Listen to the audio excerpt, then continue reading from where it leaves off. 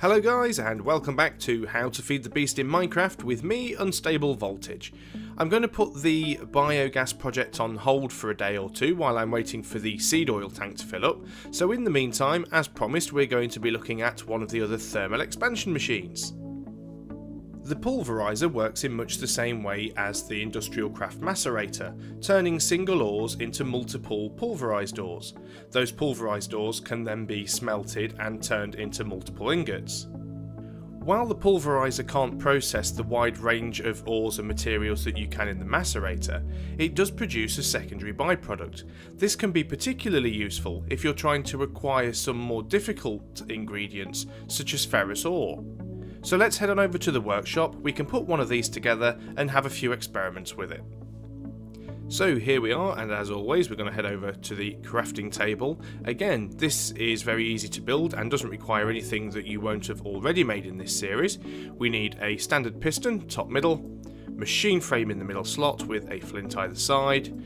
The redstone reception coil again goes at the bottom, which is just redstone and a gold ingot, and then 2 copper ingots in the bottom corners, and that will give us our pulverizer. Now if I just place that down in the middle of the floor, if you remember a couple of episodes ago when we made our sawmill, it works in exactly the same sort of way. You have multiple inputs and outputs on the different sides, which are all color coded. If we right click on the pulverizer, we can see that the blue is the input, the red is the output, and the yellow is the secondary output. And we have a slot for redstone power cells, or we can supply the power directly from Buildcraft engines. So exactly the same way that the sawmill works. And once again, you have the ability using this configuration option to actually change the input and output configuration of the different sides. As always with thermal expansion machines, if you want to move it around or change its direction, you are going to need to use the crescent hammer to turn it around, and shift and right click if you want to destroy and replace the block. So I've already made a space for it here on the wall. I've got my golden conductive pipe connecting it to the Buildcraft engines downstairs. Let's pop it down and turn on the power, and we can have a look at a few of the things that we can process in here. So let's start off, get rid of that, and place some copper ore in there. As you can see, we're already getting power from the engines at quite a rapid rate. So let's pop in some copper ore. Now this might take a while. Okay, so we are now starting to process ore. Now as you can see, we've processed 6 copper ore, and so far we have 10 pulverized copper, and we also have 1 pulverized gold as well. Now the secondary byproduct which you get from the main ore will always be the same, so copper will always give you pulverized gold as a secondary byproduct, and there's about a 5% chance of that happening. The chance of the secondary ore does vary from the source ore, so best thing to do is look at the wiki, because there's quite a handy table on there that shows you what the primary and secondary products are for every ore, and also what the percentage chance is of getting them.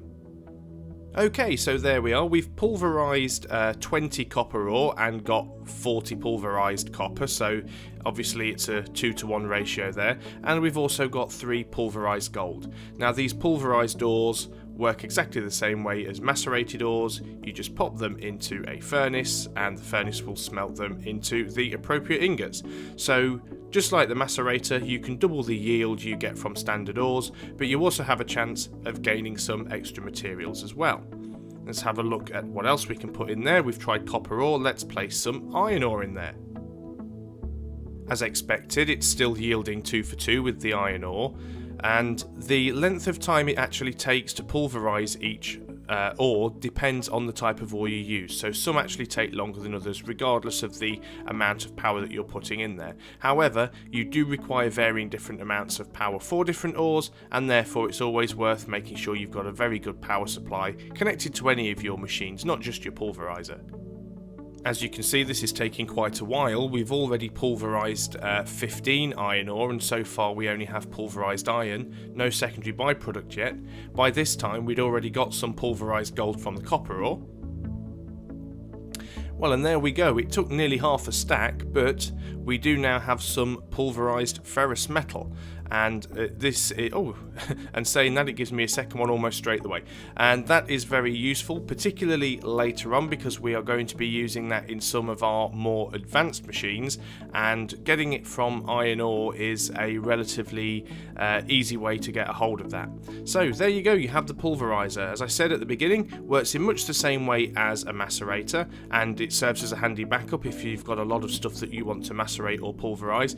But have a look at the list and you'll be quite surprised what you can get. You might find, if you're struggling to find a particular mineral within the world, that you can actually get a chance of getting some of it from a secondary ore. So for example, if you're struggling to find silver, I believe you can actually get pulverized silver from tin, I think it is off the top of my head. So if you can find tin, you might be able to get some silver that way. But as I said, look down the list. The list is by no means complete, but it's a good source of reference. So there you go, we have our Pulverizer, our third machine from the Thermal Expansion mod. As always, I hope you found this video both entertaining and informative. If you have, please like, share and subscribe, and I can continue to make these videos. And if you've got any ideas for things you'd like to see in future videos, if there's a particular machine or item that you'd like to see me build and demonstrate, either send me a message or leave it in the comments below. So until next time, this has been How to Feed the Beast in Minecraft. I have been UnstableVoltage, and I will see you for the next project. Goodbye!